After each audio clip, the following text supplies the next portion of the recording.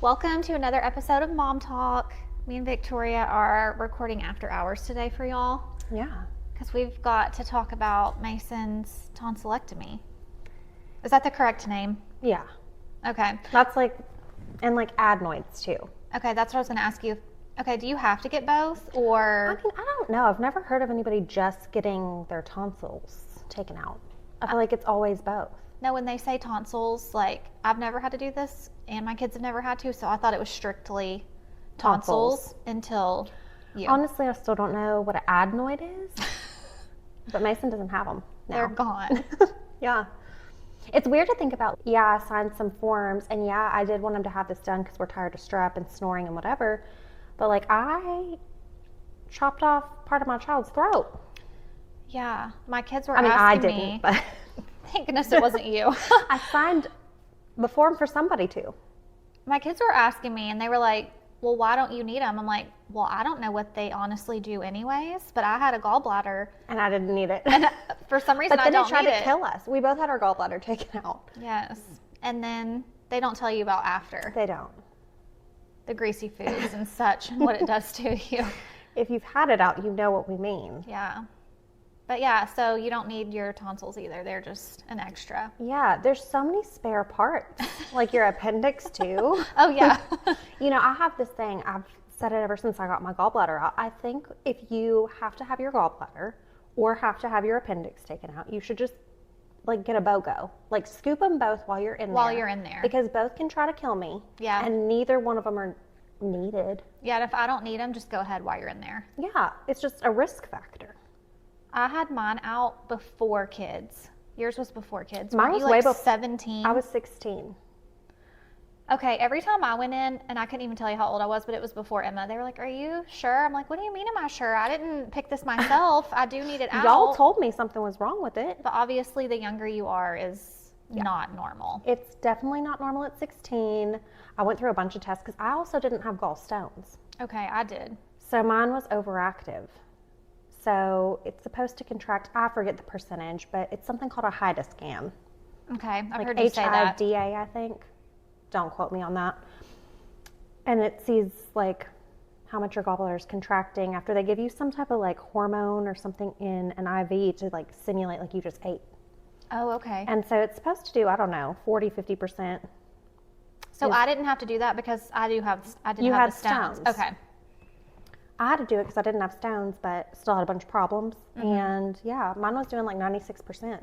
Oh. Way too much. That sounds like overworking. So they took it out and it was covered in adhesions where it had just kind of internally blistered itself working too hard.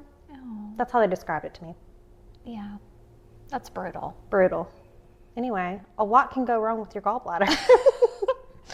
And you can get rid of a lot of body parts you don't need. You sure can. Okay, so Mason had strep all the time. Yeah. I think we've covered this, but I'm not sure. We have. Strep all the time. Strep all the time, snored a lot. And then I know you had him checked for the snoring, right? Yeah, I took him to the ENT and I was like, hey, he's been snoring a lot. I actually took him too because he was not able to keep up with Remy. I've talked about this on here. Right. You noticed running, he was out of breath. His activity level was just not what it was. And I was like, what happened? I think that's such an interesting thing for you to notice that goes along with this. I know. You originally thought it was... I was worried it was some type of, there's asthma in my family. Mm-hmm. My cousin Sammy has a lung condition. Well, yeah, her lungs have stuff going on. Mm-hmm. My lungs have stuff going on. So naturally I'm like, oh, you can't run. Eerily familiar. Let's get that checked out. Right. But we went to the ENT the first time. He has very large tonsils. So healthy day, he has large tonsils. I think I talked about it before, but they're a scale 1 to 4. He had grade 3. So enlarged. And if you're doing activity, obviously they get a little bigger. Yeah. Blood's flowing. Mm-hmm. So that was a theory. They could be a little obstructive. Okay, but that wasn't initially why we were removing them. No. And the first consultation I had, he was like, how many times has he had strep this year? And I was like, oh, I don't know, 4. He was like, okay, well, not quite. Goodbye. Okay. And I was like, fine, I don't want my kid to have surgery. Mm-hmm. I would have loved to have never done this. Right. But I also don't want him having strep so many times a year and taking antibiotics all year long, pretty much. Mm-hmm. And honestly, when he took antibiotics, like I feel like some kids after like 2 doses are good. I felt like he like still needed Yeah. And he still ran really high fevers. high fevers. Yeah. He's a high fever kid when he is sick. Mm-hmm. So I didn't want him doing all that. So after I told the ENT he'd had strep 4 times, they were like, we like to see 6, like to call it. Yeah. And I was like, okay, cool. That was in August before he started kindergarten. Mm-hmm. And guess who had strep in November, December, and January? It was like it never ended. Yeah. They think he never really like got rid of it. Yeah. We changed antibiotics. It was a whole thing. Yeah. But at that point, they were like, yes. So you knew in January you were going to have him removed, or you thought you were, Yeah. and you decided to schedule it for the summer so he could have like a full break. Yeah, I mean, I didn't want to have to stress. Like, I know it's kindergarten. But still, if you miss a week of school. Yeah. And I didn't want to have to stress about that, or like, what if he didn't feel better after 1 week? Mm-hmm. And yeah, I just wanted, beginning of summer, we have the rest of the summer to have fun and do whatever, get it out of the way. So yeah, that's what we did. Okay. So you took him to pre-op. They were like, here's what to expect. Yep. It was pretty straightforward if you've ever had any surgery. No food or drink after midnight. They call you. So his surgery was the Tuesday after Memorial Day. They called me on Friday before To tell you the time. to tell me what time to get there. We had to be there at 9, surgery at 10. I feel like that's a good time. I mean, I know you don't want him any later than that because he can't eat. But earlier, like, it's so Yeah. early to get up and get there and Remy to Right. school. Yeah, that was one thing. Because originally when they called to do like the anesthesia questions, I was like, do y'all know like about what time? And she's like, well, it could be moved up or back, but right now it's down for 7:45. Oh, right. And I was like, oof. Like, How are you going to get Remy to school? yeah. Which, I mean, I would have figured it out. It would have been fine. But it ended up being 9 o'clock, which was a lot better. Like, Remy still got to have a normal morning, go to school, Yeah. and then we could just kind of like take our time getting there. I mean, Yeah. it was in town, but Yeah, and you and Jarrett both went. How was Mason when y'all got there? Because I know you said he's been nervous. he kept asking me, can you reschedule it? Can you reschedule it? And I was like, no. And that just like puts off the inevitable. Right. And when you're younger, it's supposedly better. So you're only getting older every day. So yeah, You get there. got there. He was fine when we got there. Like, Like he was playing Pokemon Go on Jared's phone. okay. So he's fine. He gets his Fine. little gown. Yeah, then they take us back. It was at a surgery center, so in our little curtain stall. Puts on his gown, his little hairnet. But you and Jarrett could both go back there too? Yeah. Okay, good. We just sat there. They told us what to expect when he was waking up from anesthesia. So they didn't like give him anything in the little stall with us. They had him breathe, I don't know what, to knock him out, and then they put the IV in once he was good. out. Oh, Which good. Mason's fine. Like both my kids are weird. Maybe they don't cry with shots. Okay. When I'm like, you got to get a shot, they're like, okay. Like it's not a big deal. They're not scared of it. I mean, they might like say ow, but they're not crying even when the needle goes in. They're like, okay. I mean, I know you're not an overreactor, but that sounds very Jarrett to me. Just, Yeah. And I mean, honestly, when it comes to medical stuff like that, I didn't have a choice in this life. I was going to say, you're used to it, I feel like. No, I've been used to it my whole life, I feel like. And, you know, kids feed off their mom. Well, I guess whoever's with them. Yeah. But they're with me, Yeah. and they feed off my vibes. And I'm more likely to be anxious at the grocery store. I mean, not really, but Later like, in life, they're like, oh, I'm I have the fine, doctor's having office. surgery. Yeah. Not I have too the long. doctor's office anxiety for sure, but like when it's something routine like a shot, that part of it doesn't stress me out. Yeah. Being there does. That Yeah. I'm like, whatever. Yeah, Blood like, draw, I can take do it. Yeah. So anyway, they gave him whatever. It smelled like cotton candy, and he said he had cotton candy dreams. Oh. Give him the good They stuff. warned us before, like a lot of kids try to pull their IV out when they come out, and they don't know they're doing it. They're still out of it, so it'll be really wrapped up. Oh, wow. I was like, great. Then she was like, a lot of kids are agitated, crying. Don't be alarmed. I was like, well, I have woken up from Yeah. anesthesia in all fashions. forms. Yeah. So won't be alarmed. You're waiting for it. Waiting. And Mason's already a little feisty. Yeah. So, and then she was like, he'll have to drink or like eat a bite of popsicle or something, swallow. And she was like, that'll help us know if his stomach's going to be upset after. Okay. Once you put something in there.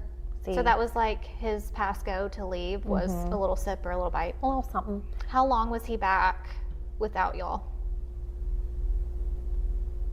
45-ish minutes. Okay. And that's what you expected? Yeah.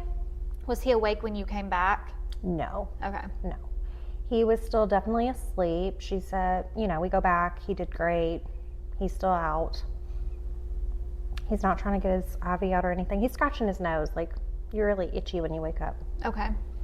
And then she was like, if you take a sip of your drink, I'll take your IV out. Well, this kid is on a different planet. He has no idea. He has an IV. He doesn't know what you're talking about. He doesn't know anything. But he Took that sip? took multiple sips. Nobody had to bribe him. I was like, and then she was like, oh, I forgot to take out your IV. Like, Yeah. and so she takes it out. She was like, well, he's really good. He didn't even notice. I was like, yeah, he's asleep. Yeah, out of it. I was like, I don't know if this anesthesia's wearing off like it's supposed to. Okay, Henry had like a little bit, I think I told you, for his ears. And it took him a minute to wake up, but then he was so emotional. I was like, I'm going to cry and I'm not supposed to. And like, I know this is the anesthesia, but that's just hard seeing your kid come out of it. Yeah. And then I was think, prepared, as you can be. I don't, I'm just too sensitive. Yeah. So I think, thank goodness Mom went with me because she drove home and I sat in the back with him like he was a newborn again. I was like, oh, my babe. I did make Jarrett ride in the back with him. I had no reason to do that. I was just like, oh, he's definitely going to throw up in my car. I feel like that's your worst nightmare. Is he going to be nauseous? I hate being nauseous. It's like a phobia level for me. It's not funny, but yeah. But so I was like, you have to sit back there. What if he throws up? He's not even awake to do that. But just in case. So Okay, so he took his sip and y'all got to leave. he took multiple sips. He ate half that popsicle. He was still sleeping. He did like sit up so I could get him dressed. Okay. He got to ride in a wheelchair. He does not remember that. He doesn't? Mm-mm. Did you take pictures? No. Okay. I mean, I did before surgery. Yeah. And I took like one after, but he was just sleeping. Yeah. I feel like he slept that whole first day. Like, He did. Okay. Yeah, he did. I say he did. When Remy came home from school, he kind of woke up. He could hear her. Mm-hmm. And it was sweet. He was like, can Remy come up here and watch tablet with me? I was like, sure. So he was in his bed. Mm-hmm. And she went up there, watched tablet. Then it was dinner time. I was like, here's your bowl of Jell-O. Mm-hmm. I gave him the option. I was like, ice cream, popsicle, Jell-O. What do you want? He wanted Jell-O. Could he eat then? Yeah. So we were all having like this frozen meal. It was like chicken, veggies, and rice. And Mason, bless him, it was so sad. He was sitting there and just staring at Remy's plate. Aww. And he goes, I think I like that. Oh.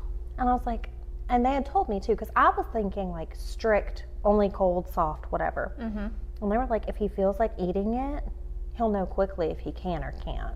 Mm. So if he thinks he can, let him. Okay. So I was like, okay. That sounds so risky, but I yeah, was if they're scared. hungry. But I mean, then I was like, okay, it's chicken, like soft, like. It's not like you're giving him chips and dip, like a chip down his throat. Yeah, and it's like soft, like frozen dinner type chicken, Mm-hmm. rice, and like some peas. Yeah. So I was like, we'll see how south this goes. But then he ate it and like loved it. Okay. He was starving. Yeah. He is not going to be hungry. He'll be in pain before he's hungry. Yeah. I get that. Oh, yeah. So, and like they gave us prescription medication, pain medication. Mm-hmm. And they were like, start him with a half dose, see how he does. If he needs the full dose, he can have up to this much. And he did not need any pain meds. You didn't feel like, he needed it. Mm-mm. The I think he was Motrin, fine with Tylenol. Motrin and Tylenol. And the first few days, he really was not in pain at all, I don't feel like. So day 2, I feel like you thought he was okay. Yeah. The day after, I was like, cool, this is easy. People were right. Whatever. Like, he's just fine. I feel like at his age, comparing to even an 11-year-old we know just had it done, like I felt like just that age difference was huge. Right. For how young they are for it to be better. Oh, I know. Yeah. So day 2, I really can try to remember back that far, but he was sleepy. We took a nap. Yeah. I mean, low energy. Yeah, but he ate those leftovers again. Like, He ate I the remember you say leftovers? that. He's sleeping through the night. Sleeping through the night, not waking up at night. I also was not waking him for pain meds, or not pain meds, but Tylenol, Yeah. Motrin, whatever. I was not waking him for anything. Did they say that, or they just said as needed? They Like, said stay on it every 8 hours. okay. So that would mean waking him because Yeah. he sleeps more than 8 hours. Yeah. And I didn't. Is day 3 when y'all woke up and he was in pain? Oof. It's a You good know, question. one I day. don't think so. Maybe that was 4. I think it was day 4. Yeah, I feel like we were further in. So 3 like- was like a repeat of 2, like fine. Yeah, like a nap and low energy, less food, less drinking, I think. But I was Okay, like, yeah, I feel like you were worried about the drinking. I think that's when that started. Because I was like, what sounds good? Do you want to go get a slushie? Like, what do you want? Mm-hmm. No. Okay. Not drinking. Not eating. And like I said, he will eat and be in pain, but Yeah. no, we weren't. Okay, you also said he was like not speaking. There was some time we had to learn some sign language. Not true sign language. Well, some of it was Just true. a thumbs up. We got a thumbs up, a sideways, and a down. Aw. And I'd be like asking him, like, do you want ice cream, Jell-O? I put Go-Gurts in the freezer. Mm-hmm. And he would hold up like the number of the option I said, like 1 for Oh. popsicle, 2 for whatever. Yeah. And then, you know, the true sign language for more. More. Yeah. So, I mean, but he was so sweet. He did thank you. That's so sweet. He learned that at Red Barn. My mom reminded him. They Oh, did okay. learn it at Red Barn, I Yeah. think, but he was reminded. And when Remy was in speech, you know, Oh, okay, we learned yeah. some then too. But Mm-hmm. yeah, it was cute. It was a little challenging, but it was mostly cute. Yeah. And then I couldn't tell you what day is what. Yeah. I know we were doing good and then we didn't. Yeah. I feel like So- maybe that was 4 or 5 because I feel like you sent it to me and you're like, okay, Mhm. this is actually what they said is the worst. Yeah, because I thought it was going to be day 2, 3 because that's what all the nurses had said. Turns out it's like a 4 or 5 Is the worst. for Mason. What was happening at 4 and 5? I also feel bad because the first few nights I let him sleep in my bed. Mm-hmm. And he slept through the night, slept fine. Then I was like, why don't we try your bed tonight? Mm-hmm. Because Remy is the problem. She's trying to come join the party. I've talked about it before. She is a pain to sleep with. She is terrible. She teaches Zumba from 2 to 4. And She's on a kick of coming to she's- y'all's bed. Well, she usually gets in bed with Mason. So when Mason wasn't in his bed, she's like, where are you? Gotta Yeah. find somebody. And then she found all of us. Yeah. And then it was 4 people in my bed. And that's way too many. So you're like, well, Mason, you need to go back to your bed. So I was like, Mason, I hate to do this to you, but you gotta go to bed because your sister's driving me nuts. Mm-hmm. And he's like, well, I don't want her in my room. I was like, I don't either. Nobody does. And he was like, okay, well, can she have to stay in her room? I was like, I'll do my best. Yeah. Well, she didn't listen one bit. He fell asleep and I put a Ring doorbell in his room Mm-hmm. That was smart. so that he could call me if he needed to. I could talk to him, see what he needed, go upstairs, whatever. So I saw her little sneaker butt going in there and just crawling in his bed. She like kept peeking in to make sure he was asleep I bet. or like check and see if he was awake still. Mhm. And then she just hopped right in. Did it wake him up? No, which is good. Mm-hmm. But he woke up in the middle of the night that night, the first night in his bed, screaming. Was she still in the bed? Yep, sound asleep, unaffected, Oh, wow. just out. Yeah. And he is, I say screaming because that's what it is, but it's like a muffled. Is it because it was his voice not get that loud because of his throat? I think it could. I don't think he wanted it to. Oh. So he's just like moaning and groaning. Actually, back it up. There was a morning he woke up before the nighttime. Okay. That morning he had woken up and he was pathetic. He woke up in so much pain. Mm-hmm. He was like doing the screaming, groaning thing, and then he like fell to the floor at one point in like fetal position on the tile floor. Oh. I just scooped him up. Yeah. That was sad. And then that night was the night he had to go back to bed. That was rude of me. That was rude of you. Wow. That's the night I kicked him out. I had to get some sleep. But he had been fine the whole day after that. Yeah. That night screaming, of course I bring him back down to my bed at that point. He was fine the rest of the night. The next night, we're waking up twice. Screaming, crying. That's terrible. Terrible. We were all alternating meds. We had just been on Motrin. We had to incorporate Tylenol. I still didn't feel like he needed the pain med.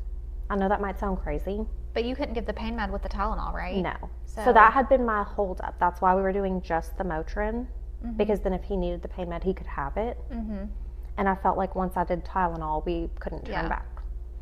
So I didn't give Tylenol until I felt like we were probably in the clear, and I was wrong. I still don't think he needed the pain med. I still think Tylenol and Motrin were fine. I'd rather him be, might sound bad, I'd rather him be a little uncomfortable, like manageably uncomfortable. He had surgery. He's not supposed to feel normal. Right. Manageably uncomfortable than to have him like on a prescription pain medication at 6 years old. No, I was the same way when they gave it to Henry. I was like, I just don't feel like I can do that unless I'm seeing something crazy. Right. I couldn't do it. I didn't use it either. Yeah. So I'm like, Yeah. I mean, if he was in that amount of pain with Motrin and like if day one the Tylenol hadn't made a difference, I wouldn't have done it. I would have been like, no more Tylenol, we're doing the pain med. Yeah, you're not keeping him in pain. You can just see that those meds were working. I don't want to overkill. Yeah. So, yeah, and I didn't want him to just be like knocked out. I wanted him to like do stuff as he felt like he could. Because I think that kind of helps your recovery. Right. Like I know for me, like after Mason, I took every single one of my pain pills. I was dying in pain with my C-section. After Remy, I only took one. Yeah. And I think it made a lot of difference because I was more active. I wasn't as tired. I mean, it's a newborn. I was still tired. But not like you were with Mason. But I wasn't like drug-induced tired. Yeah. So, I mean, the most dramatic thing happened. What day was that? Yesterday. So 6. Yeah. Day 6. We put our little pool up for the summer. And I had told Jarrett and Mason we're not getting in it. Yeah, like we're just putting it up today. Like you still have to fill it up. They got in. Victoria sent me a photo of Mason in the pool with the caption of saying, I told Mason he couldn't get in the pool today. I said, well. Stuck to it. We really stuck to it. Yep, Jarrett was watching him and in he went. Yeah. But, I mean, it was still filling up. It wasn't very deep. Yeah, he didn't go under. Not underwater. I was like, well, the damage is done. I'm not going to make you get out now. And he, again, still low energy. He's not doing too much. We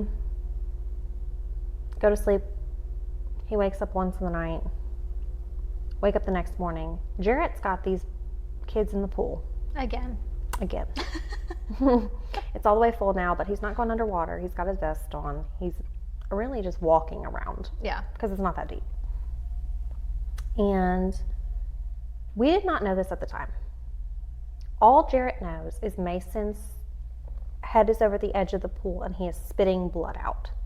But you didn't know what he was spitting out? I wasn't even outside. Oh, yeah, you were outside. I was inside. And so Jarrett comes in. He's like, do you have the number for that doctor? I'm like, what doctor? Because Mason's not inside. I don't know the context. And he's like, the tonsil doctor. And he's like very calm all the time. So I'm like, ooh. Yeah, what has calm happened? Down. I was like, why? He's like, Mason's spitting up a lot of blood. I was like, oh my gosh. Did you know it was possible for him to spit up blood? Yes. Okay. Yeah. But they said little amounts. And like bright red, excessive, recurrent are the like red flags. Yeah. So he's spitting up blood, and Jarrett's like, come outside, look. I'm like, I believe you. Yeah. But I looked. Oh. And sure enough, it looked bad. But also, mouths, I feel like... Yeah, they bleed a lot. They bleed a lot, and your spit just makes it look like a lot more. You get a drop of blood and a little bit of spit or water, it looks like a pool. Right. And that was the scabs coming off? Okay, no. It's not. I have literally not even told you this yet. Okay, great. Breaking news. So we didn't know this at the time, but Mason had gone like this on the edge of the pool. Oh. He bit his tongue. He bit his tongue? He bit his tongue. So it wasn't his throat bleeding? I thought it was his throat. He's in the sink just spitting mouthfuls of blood out. I might need a trigger warning on this episode. Probably. He's spitting mouthfuls of blood into the sink. And I'm like, oh my gosh. We get it rinsed out, cleaned up, whatever. I'm like, here, rest. Here's some ice, like to suck on. Mm-hmm. And then I'm like, I need you to tilt your head back and I need to try to look at your throat. Mm-hmm. Because I need to see if it's these scabs. And what did he say? No. And so he's also not telling us he's bit his tongue. I was going to say, he didn't tell you all that. Mm-mm. Which, in his defense, his whole mouth has been, I mean, not his whole mouth, but like Yeah. the general area has been hurting for days. Right. I think he was scared because he's spitting mouthfuls of blood out and he just had surgery. I think he didn't even really know what happened. Yeah. But things calmed down and I was like, hey, let me look at your throat. Well, I go to look at his throat and there is a giant, like, almost like a blood blister on his tongue. I was like, you bit your tongue. This is not your throat. This is great news. Yeah, this is great news for today. And he really had a decline in like eating and drinking and like even taking medicine hurt. And he'd just be sitting there and start crying. I'm like, oh no. Oh. Is it your tongue? Is it your throat? Is it both? Right. With I have options. no idea. Yeah. But I felt better about it being his tongue. Then last night, he was like, can I sleep in your bed or do I have to sleep in my bed? I was like, I have laundry covering my bed. So let me go put it up. Let me take a shower. Your dad's going to go for a run. And when we're done with all that, we'll bring you downstairs. I said, even if you fall asleep, I'll still make Dad bring you downstairs. Mm-hmm. He was like, okay. Of course he fell asleep. And Remy snuck in there.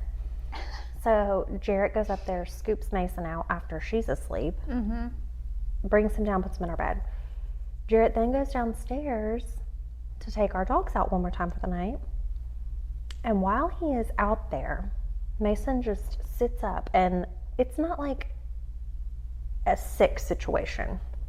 It's just sitting up and just a mouthful of blood falls out of his mouth.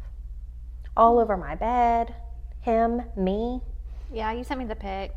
We would definitely have to have a warning if we posted that. And that was not it, because like after, the main event happened on all of my sheets in bed and whatever, I got a towel and I was just like, here, he's spitting into the towel. I'm like, oh, is it your throat? Because your tongue has been fine all day, but so has your throat. So I didn't know. Which one was it? I still don't really know. And so we get that cleaned up, get everything situated. He's still like asleep doing this.